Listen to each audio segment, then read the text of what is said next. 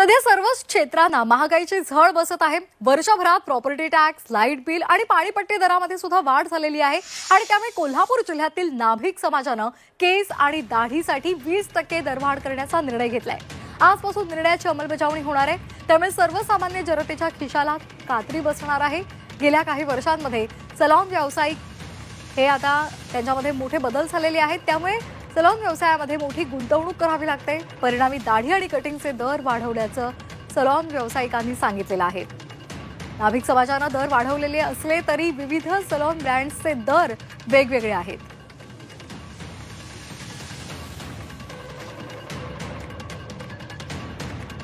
तर कोल्हापूर जिल्ह्यातील नाभिक समाजानं केस आणि दाढीसाठी 20% दरवाढ करण्याचा निर्णय घेतलेला आहे आणि आजपासून या निर्णयाची अंमलबजावणी होणार आहे।